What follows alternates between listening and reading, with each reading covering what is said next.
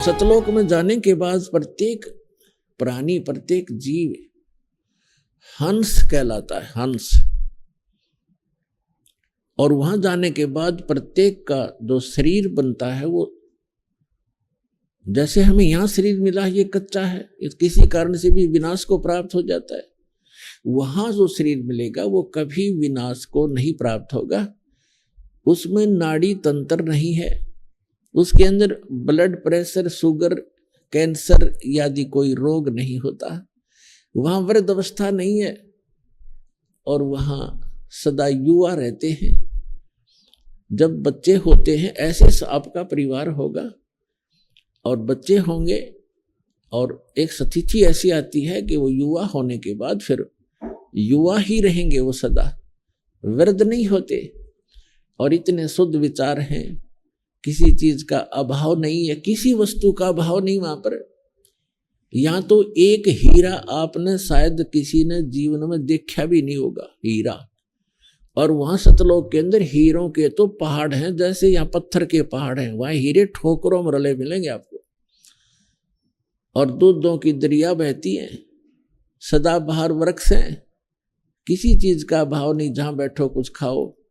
और सब पकवान आपको, किसी प्रकार के पकवान, जैसे परमात्मा जब काशी में आए हुए थे, 120 वर्ष रहे, तो एक बार किसी ने मजाक कर दिया था, झूठी चिट्ठियां डाल दी थी कबीर भगवान के नाम से कि सभी साधु संत आओ, और कबीर साहब भंडारा कर रहे हैं।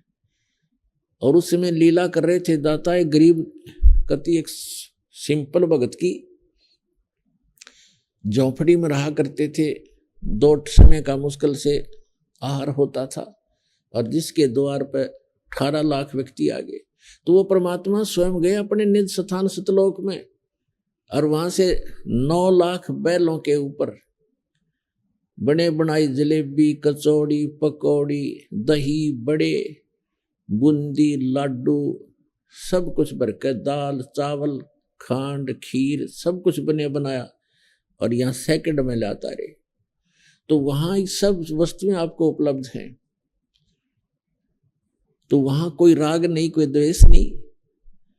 या तो हम कभी किसी जमीन के बंटवारे पर लड़ मरते हैं, जमीन वहीं रह जाती है और इंसान मर जाते हैं। तो ये वृत्ति खराब क्यों होगी हमारी? क्योंकि एक तो ज्ञान नहीं, और दूसरा हमारे साथ भगवान नहीं। जब हमारे साथ भगवान होगा और ज्ञान होगा, हमें किसी चीज का अभाव यहां भी नहीं रहेगा। जब तक आप यहां रहोगे, आपकी सुरक्षा होगी, आपके बच्चों की सुरक्षा होगी। तभी तो हम भगवान की खोज करते हैं कि हमारा परिवार सुखी रहे, हम भी निरोग रहें, हमारी अकाल मृत्यु ना हो। चलो मृत्यु तो ये मानते हैं हम, बूढ़े में बुढ़ापा मर जाएं, लेकिन बीच में ना मरे।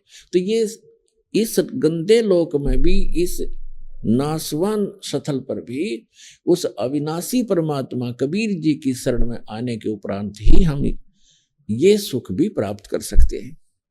तो ये ज्ञान हमें अभी किसी ने बताया ही नहीं, और परमात्मा आकर बताने की चेष्टा कर रहे थे। सन 1398 से सन 1518 तक 120 वर्ष परमेश्वर यहाँ रहे, एक जुल्हा गरीब की भूमिका, निर्धन की भूमिका की। अब वो भूमिका क्यों की? क्योंकि 5 दिन के अंदर इस समागम के दौरान हम आपको परमात्मा की रह कर विस्तार से, जितनी हमारी बुद्धि काम करेगी दास की, आपको सब कथाएं